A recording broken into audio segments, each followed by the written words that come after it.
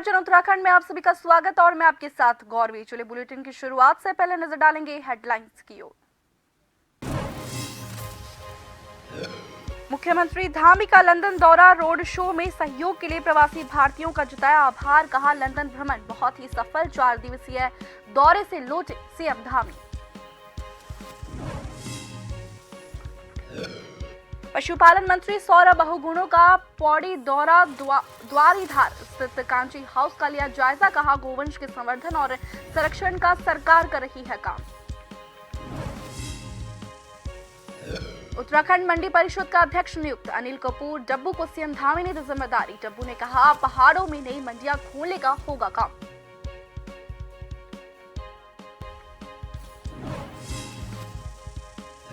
BJP सरकार के दायित्वों पर कांग्रेस का जुबानी हमला, कहा पिछले 2 सालों से नहीं हुआ कैबिनेट का विस्तार, सरकार हिम्मत जुटाए और विस्तार करे।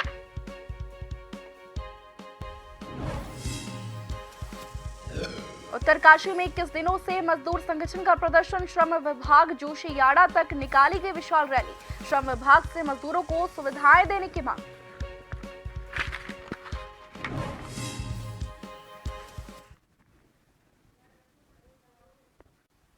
अब खबरें विस्तार से। मुख्यमंत्री पुष्कर सिंह धामी ने लंदन में आयोजित रोड शो में सहयोग के लिए प्रवासी भारतीयों और उत्तराखंड के प्रवासी लोगों को आभार व्यक्त किया। मुख्यमंत्री ने इस बात पर प्रसन्नता व्यक्त की, प्रवासी विदेश में रहकर भी अपनी संस्कृति से जुड़े हुए हैं। मैं इंग्लैंड में रहने वाले सभी अप्रवासी भारतीयों का, अप्रवासी उत्तराखंड के भाई बहनों का, सबका मैं दिल से आभार व्यक्त करता हूं, उनका धन्यवाद करता हूं। आज जिस प्रकार का मैंने यहाँ पर आप सब लोगों का जुड़ाव, आज भी देवभूमि से, अपनी मातृभूमि से, जिस प्रकार के सांस्कृतिक परिवेश में आप सब लोग ने जन्म लिया है, उसको यहाँ भी आप लोगों ने बढ़ाने का काम किया है। जिस क्षेत्र में भी आप काम कर रहे हैं, अपनी मेहनत से, लगन से, परिश्रम से एक मुकाम हासिल किया है। आप हिमालय की तरह अडिग हैं और मैं कह सकता हूँ जिस प्रकार का आत्मीय भाव, जिस प्रकार से आपने मेरा यहाँ पहुँचने पर स्वागत किया, हमारे प्रधानमंत्री आदरणीय मोदी जी के प्रति आपका जिस प्रकार का एक विश्वास है, उनकी लीडरशिप में आज पूरी दुनिया के अंदर हर भारतवासी का सीना चौड़ा हुआ है, उसके अंदर एक विश्वास का भाव पैदा हुआ है।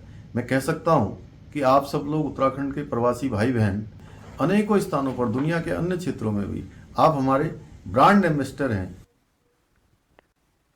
मुख्यमंत्री पुष्कर सिंह धामी 4 दिवसीय लंदन दौरे से लौटे। भाजपा प्रदेश अध्यक्ष महेंद्र भट्ट ने बताया कि सीएम धामी ने लंदन में 12,000 करोड़ का निवेश MOU साइन कराया है और प्रस्तावित दिसंबर माह में ग्लोबल इन्वेस्टर समिट के लिए एक बेहतरीन माहौल तैयार किया है।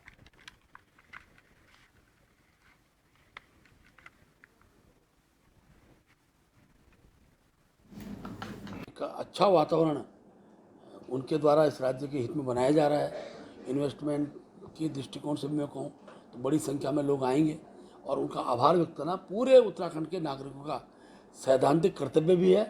और मैं अध्यक्ष के नाते हमने सभी अपने कार्यकर्ता से आह्वान किया है, आग्रह किया है कि उन्हें मुख्यमंत्री के स्वागत में कल हेलीपैड पहुँचेंगे।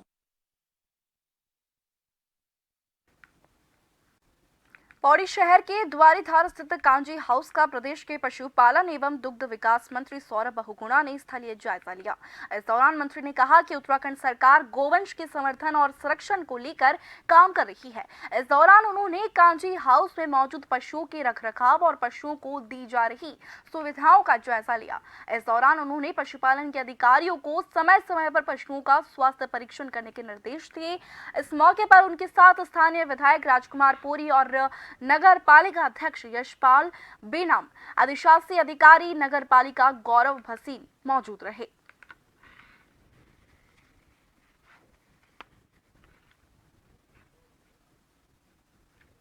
आपने निरीक्षण किया है किस तरह से? नगर पालिका के द्वारा आज यहाँ पर कांजी हाउस बनाया गया है, जिसमें 36 निराश्रित गौवंशों को रखा गया है।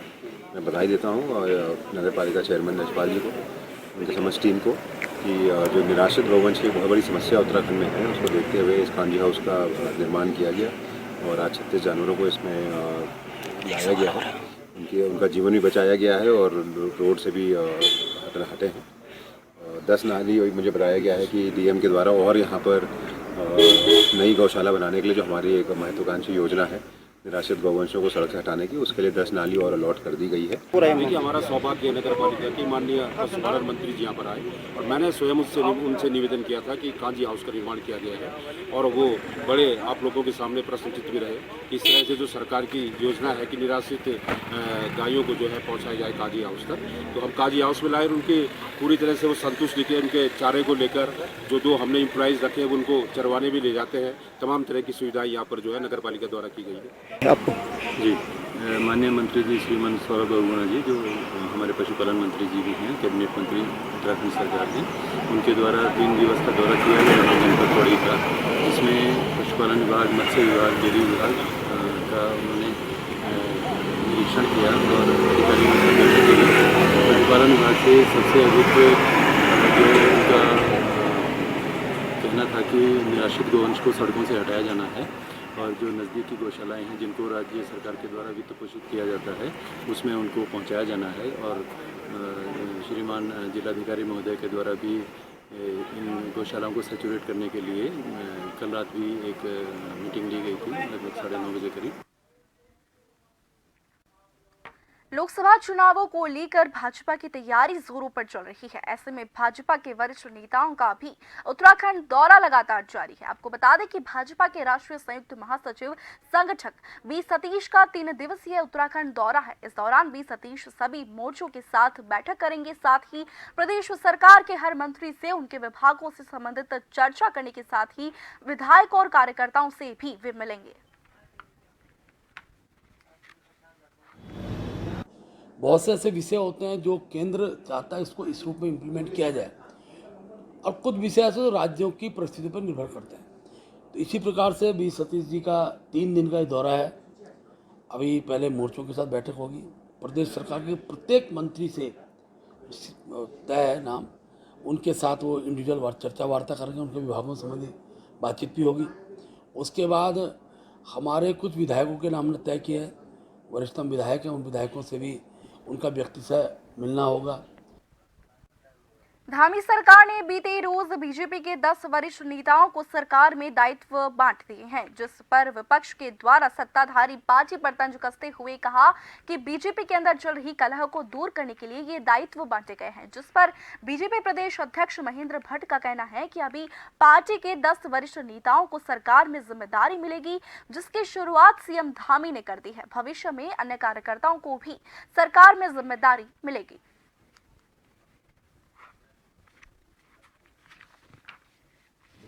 कोई नेता पार्टी में नाराज नहीं होता है। कार्य की दृष्टि से कार्यकर्ताओं का कहाँ समन्वय करना है, उस दृष्टि से विचार होता रहता है। और जैसे मैंने पूर्व में कहा था कि हमारा बागेश्वर उपचुनाव के बाद और हमने सूची जारी करेंगे, माननीय मुख्यमंत्री का मैं आभार व्यक्त करता हूँ। उन्होंने 10 प्रमुख कार्यकर्ताओं की सूची जारी कर दी है और भी बहुत से वरिष्ठ कार्यकर्ता हैं। समय के साथ और भी कार्यकर्ताओं को सरकार संगठन में दायित्व दिए जाएंगे। जोशीमठ नगर में नगर पालिका परिषद जोशीमठ के द्वारा आयोजित सिंगल यूज प्लास्टिक शव यात्रा निकाली गई। आपको बता दें कि जिस सिंगल यूज प्लास्टिक शव यात्रा में जोशीमठ के छोटे छोटे नौनिहाल भी शामिल रहे। छोटे छोटे बच्चों ने पालिका कर्मियों के साथ मिलकर अपने कंधों पर सिंगल यूज प्लास्टिक की अर्थी उठाकर बाजार में ढोल नगाड़ों के साथ जुलूस निकालकर प्रदर्शन किया। यहाँ छोटे छोटे बच्चों ने इस प्रदर्शन के दौरान लोगों से अपील की कि सिंगल यूज प्लास्टिक का इस्तेमाल ना करें। आपको बता दें कि जोशीमठ नगर में 1 जनवरी 2010 से जोशीमठ पालिका के द्वारा पॉलीथीन कैरी बैग को पूर्ण रूप से प्रतिबंध कर दिया गया था।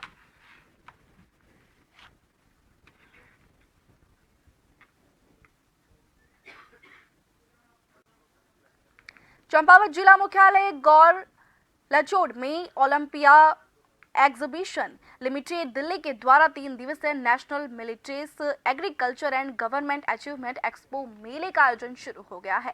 इस दौरान विभिन्न विभागों की ओर से अपने अपने स्टॉल लगाए गए। जिला पंचायत अध्यक्ष ज्योति राय ने फीता काटकर 3 दिवसीय इस मेले का शुभारंभ किया। जिला पंचायत अध्यक्ष ने सरकार के प्रयासों की सराहना करते हुए कहा कि इस प्रकार से आयोजन किसानों के लिए काफी उपयोगी साबित होंगे। इस दौरान विभिन्न क्षेत्रों से आए हुए कृषकों ने प्रतिभाग किया।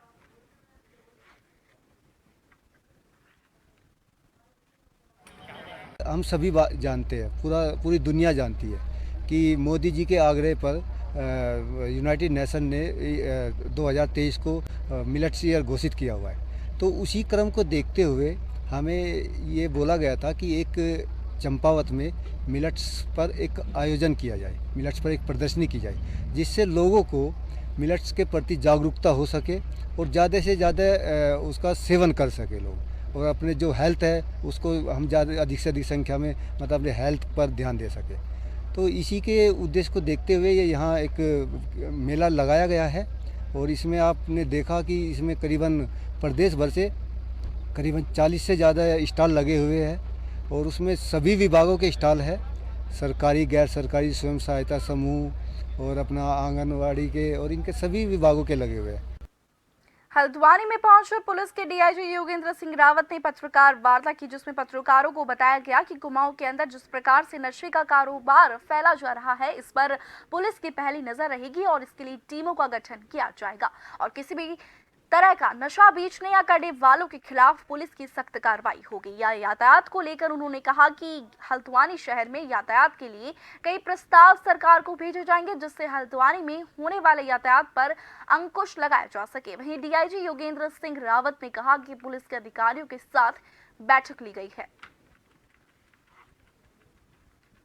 मेरी जो पहली प्राथमिकता है वो एक रिस्पॉन्सिव पुलिस को बनाने की, जिसमें कि हम कोई भी पीड़ित हमारे पास आता है उसको हम ध्यान से उसकी बात को सुने, त्वरित उसको न्याय दें और समाधान से उसको अवगत भी कराएं। क्राइम फ्रंट पे इस समय दो जो मेन सबसे बड़ी प्रॉब्लम है वो है साइबर क्राइम, जो आर्थिक अपराध से जुड़ा हुआ है, और दूसरा ड्रग का जो एक प्रचलन लगातार बढ़ रहा है।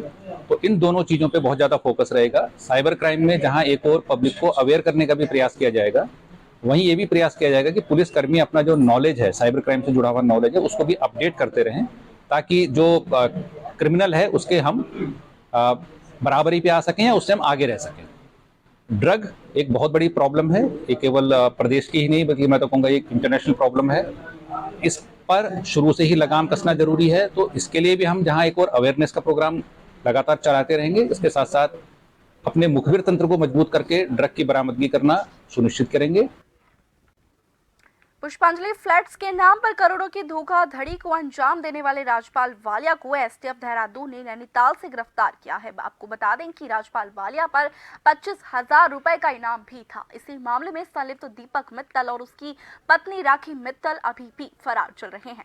हालांकि दीपक मित्तल के पिता को हाल फिलहाल में हरिद्वार से गिरफ्तार किया जा चुका है। पुष्पांजलि बिल्डर्स के नाम पर 41 अकाउंट फ्रीज भी किए गए हैं, जिनमें 2016 से लगभग 205 करोड़ के लेन देन की साक्ष्य भी एसटीएफ के पास मौजूद है। इस मामले में एसटीएफ लगातार कार्रवाई कर रही है, लेकिन सवाल अब भी यही है कि आखिर 50-50 हजार के इनामी आरोपी दीपक मित्तल और राखी मित्तल को ढूंढने में आखिर कब तक एसटीएफ सफल साबित होती है।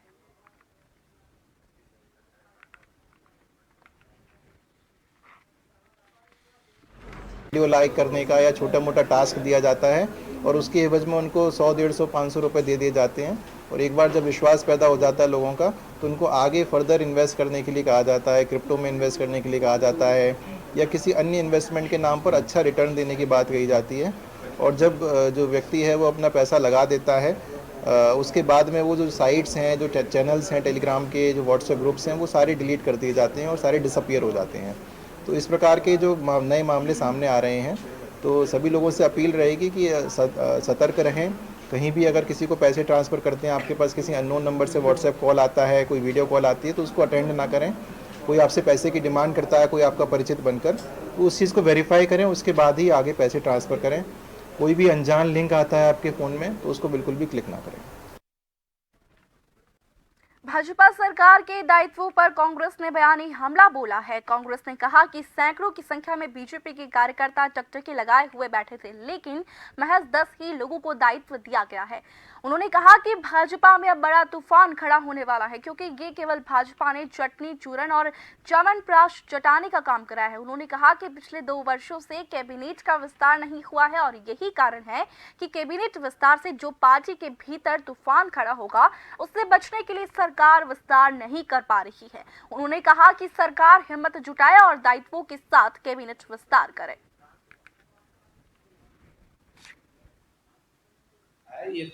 अगर सरकार पे नैतिक साहस है, हिम्मत है, या संगठन भाजपा में हिम्मत है, तो जो 2 साल से कैबिनेट का विस्तार नहीं कर पा रहे हैं उस तरफ ध्यान दें। बड़ा तूफान तो वहाँ है, उस तूफान को कैसे पार्टी शांत करेगी ये उनको सोचना चाहिए। और कैबिनेट का विस्तार होगा तो निश्चित रूप से राज्य का भी विकास तेजी से होगा और मुख्यमंत्री को भी मदद मिलेगी। उत्तराखंड भाजपा के वरिष्ठ नेता अनिल कपूर डब्बू को मुख्यमंत्री पुष्कर सिंह धामी ने उत्तराखंड मंडी परिषद का अध्यक्ष नियुक्त किया है। उनकी नियुक्ति के आदेश अब जारी हो गए हैं, जिसके बाद से उनके घर पर पार्टी नेताओं और कार्यकर्ताओं का सिलसिला जारी है और उनको मंडी परिषद का अध्यक्ष बनने पर बधाई दी जा रही है। अनिल कपूर डब्बू ने कहा कि मुख्यमंत्री पुष्कर सिंह धामी ने उन्हें जो इतनी महत्वपूर्ण जिम्मेदारी से नवाजा है उसको वे पूरी निष्ठा और ईमानदारी के साथ निभाने का काम करेंगे। राज्य के विकास में तेजी आए इसको लेकर मंडी हर संभव प्रयास करेंगे। किसानों के हितों में हर फैसले लिए जाएंगे। उनकी उपज का सही दाम उनको दिया जाएगा। पहाड़ों में नई मंडियां खोले जाने की ओर काम किया जाएगा। जिम्मेवारी है, सरकार ने बनाया है। मंडी परिषद के साथ साथ हमें पूरे प्रदेश की भी चिंता करनी है, कोई जनता परेशान ना हो। पुष्कर सिंह धामी इस प्रदेश को देश का सबसे राज्य बनाने का जो सपना पूरा कर रहे हैं की दिशा में काम कर रहे हैं। सुबह से शाम तक मेहनत कर रहे हैं, इन्वेस्टर सबमिट कर रहे हैं, लोगों के सुख दुख बांट रहे हैं। निश्चित रूप से दिशा में हम काम करेंगे। जहाँ तक मंडी परिषद का सवाल है, मेरा ईमानदारी के साथ काम करने का काम करूंगा, किसानों के हित में काम करूंगा। जितना किसानों को न्याय मिल सके, जितना किसानों को लाभ पहुंच सके, तो पूरा अपनी ओर से भरकस कोशिश करूंगा। हल्द्वानी में कांग्रेस विधायक सुमित हरदेश ने विधानसभा क्षेत्र में 1 करोड़ की लागत से कई सड़कों का लोकार्पण किया है। विधायक निधि और खनिज फाउंडेशन से 3CC मार्ग का लोकार्पण उनके द्वारा आज किया गया। इस दौरान उन्होंने कहा कि हल्द्वानी शहर में बेहतर सड़कें हो, इसको लेकर वे लगातार प्रयास कर रहे हैं, लेकिन इसके लिए विधायक निधि काफी नहीं है। सरकार को भी हल्द्वानी की सड़कों पर ध्यान देना चाहिए, तभी जाकर हल्द्वानी एक बेहतर महानगर बन सकेगा, क्योंकि हल्द्वानी कुमाऊं का प्रवेश द्वार है। उन्होंने राज्य सरकार से ये मांग करते हुए कहा कि हल्द्वानी शहर की आंतरिक हो या बाह्य सड़कें, सभी को बेहतर बनाने के लिए अलग से बजट जारी किया जाना चाहिए, तभी जाकर सबका विकास सबका साथ की नीति जो है सफल हो पाएगी। नहीं, देखिए, ये जो है ये विधायक निधि के मद से और पुराना खनिज के मद से जो है ये रोडों का आज लोकार्पण हुआ है। और लगातार देखिए मैं प्रयासरत हूँ, लेकिन हल्द्वानी इतना बड़ा शहर है और हल्द्वानी के लोगों को विकास की इतनी आदत रही है, क्योंकि मेरी स्वर्गवासी माता जी ने जो यहाँ पे रोडों का जाल बिछाया, एक नेटवर्क बिछाया, पूरे प्रदेश में जो कार्य करा वो लेखनीय है, सबको पता है, किसी से छुपा नहीं। लेकिन आज की आवश्यकता ये है कि राज्य की सरकार अपना हाथ आगे बढ़ाए, दायित्व अपना समझते हुए हल्द्वानी की और प्रदेश की जो बदहाल सड़कें हैं इनके सुधार के लिए फंड लाए। डबल इंजन सरकार आप नाम देते। अब हम अपने व्यक्तिगत मत से विधायक निधि से जो भी हो सकता है कर रहे हैं जगह जगह पे, लेकिन पूरे शहर की व्यवस्था, पूरे प्रदेश की व्यवस्था सरकार के हाथ में और बदहाली की ओर व्यवस्था जा रही है। ये बड़े दुर्भाग्य का विषय। उधम सिंह नगर की जसपुर नगर पालिका अक्सर चर्चाओं में बनी रहती है। एक बार फिर से पालिका बोर्ड के सभासदों ने अपने ही अधिशासी अधिकारी बोझ पर भ्रष्टाचार का आरोप लगाया है और एक बार फिर से नगर पालिका में बोर्ड बैठक के दौरान विवाद हो गया, जहां सभासदों ने चेयरमैन प्रतिनिधि और सभासद प्रतिनिधित्व लोगों का भारी विरोध किया, जिसके चलते प्रतिनिधियों को बोर्ड बैठक से बाहर आना पड़ा। उसी में आज बोर्ड बैठक बुलाई गई और जो कुछ मुद्दे थे जनक, क्योंकि जो बाह्य हमारा शहर बढ़ा है, हैंडपम्पों की आवश्यकता है, तो वो 250 हैंडपम्प लगाने की स्वीकृति सदन ने दी है। और एक हमारा कोर्ट से संबंधित मामला था, उसमें जो है क्योंकि हमारे जो ABCD ठेकेदार थे उस विधि को निरस्त कर दिया गया माननीय उच्च न्यायालय द्वारा, तो वो पुरानी विधि को चालू किया जाए जिससे कि हमारे विकास कार्य बाधित ना हो और उन ठेकेदारों को रिमूवल कर दिया जाए, क्योंकि अगर हम नए ठेकेदारों को करते तो उसमें टाइम लगता और उसमें हमारा जो काम बाधित होता। तो सर्वसम्मति से सारी बोर्ड की बैठक में उसको सहमति दी थी कि हमारे विकास कार्य बाधित ना हो और ये विकास पथ के लिए हमारे सब उन्होंने कहा है कि हमारे जो विकास पथ है वो सुनिश्चित हो, कहीं अंधेरा ना हो।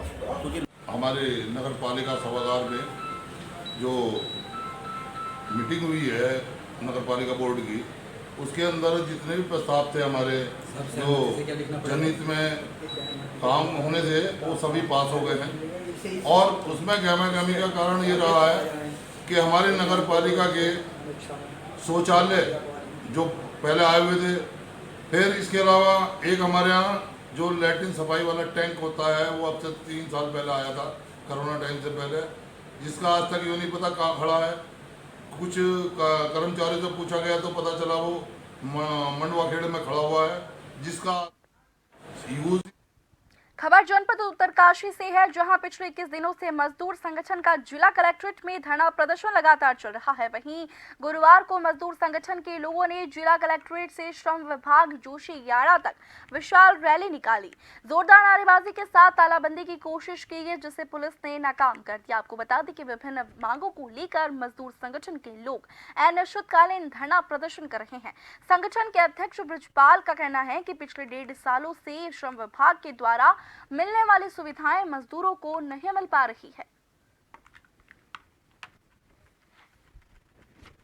हमारे अध्यक्ष महोदय जी ने अभी अवगत करा दिया है कि यहाँ पे क्या क्या परेशानियां हैं। इन परेशानियों के चलते जो है हमारी उत्तराखंड की जनता सारी परेशान है। प्रत्येक जिले के अंदर इसी प्रकार से कार्य चल रहा है।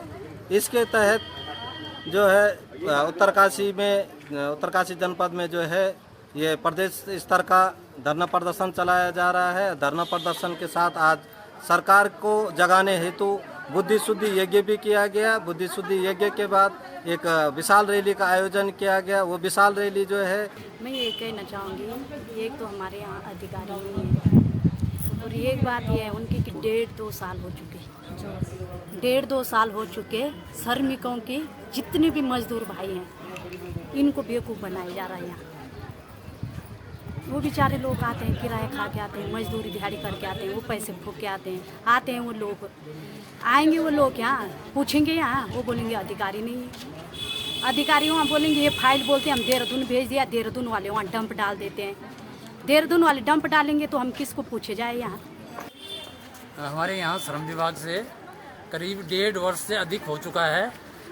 यहाँ पर जो मृतक हेतु सहायता और विवाह हेतु सहायता, प्रसूति हेतु सहायता और टूल किट आदि मजदूरों को जो मिलना था वो अभी तक 1.5 साल से उपरांत नहीं मिल पाया है, जबकि काफ़ी पहले यहाँ से जा चुकी है शासन में और वहाँ पर जो दवाई गई है। और नाम मात्र के यहाँ पे करीब 400-500 मजदूरों को केवल टूल किट मिल चुका है, और जबकि यहाँ पे करीब 12-13 हज़ार श्रमिक हैं और नाम मात्र के यहाँ पे जो उत्तरकाशी में बिल्कुल ही श्रमिकों को ठगाया जा रहा है। चमोली में शीतकालीन खेल प्रतियोगिताओं के साथ नारायणबगड़ में 2 दिवसीय शीतकालीन खेल प्रतियोगिताओं का विजेता खिलाड़ियों को पुरस्कार वितरण के साथ समापन हो गया। शीतकालीन खेल प्रतियोगिताओं में बृहस्पतिवार को दूसरे दिन की प्रतियोगिताओं में बालिका अंडर 17 वर्ग की 3000 मीटर की दौड़ में रायका भगवती की भावना ने प्रथम, रायका गजकोट की नैना ने द्वितीय और जनता इंटर कॉलेज नैनी बुगोड़ की दिव्यांशी तृतीय स्थान हासिल करने में सफल रही। वहीं इस स्पर्धा में बालक अंडर 17 वर्ग में रायका हरमनी के रितुल परिहार प्रथम और रायका कौप के कृष्ण द्वितीय और रायका कोचली के पीयूष तीसरे स्थान पर रहे। यहाँ पर 27 माध्यमिक विद्यालय कार्यरत हैं, शासकीय अशासकीय कुल मिलाकर के, और सभी विद्यालयों के यहाँ पर जो माध्यमिक विद्यालयों के छात्र छात्राएं हैं वो इस प्रतियोगिता में प्रतिभाग कर रहे हैं। यहाँ पर 3 स्तर हमारे हैं, सब जूनियर बालक बालिका, जूनियर बालक बालिका और सीनियर बालक बालिका। तो कुल मिला के पूरे विकासखंड के सभी स्तरों के 437 बच्चे इस शीतकालीन क्रीड़ा प्रतियोगिता में विभिन्न प्रतियोगिताओं में प्रतिभाग कर रहे हैं। इसमें करीब 27 जो इंटर कॉलेजेस हैं उन्होंने इसमें भाग लिया है और 437 जो बच्चे हैं लगभग उन्होंने यहाँ प्रतिभाग किया है। इसमें कुछ जो रनिंग होती है और कूद होती है, थ्रोज हैं, इस टाइप के हुए हैं। और इसमें सभी हमारे पीटी जो हैं सभी, क्योंकि जो भी खेल होते हैं सभी के सहयोग से होता है और ये हमारे सबके आपके सहयोग से ये पूरा हो पाया है कार्यक्रम। और इसी के साथ बुलेटिन में फिलहाल के लिए इतना ही। बने रहिए जन टीवी के साथ। नमस्कार।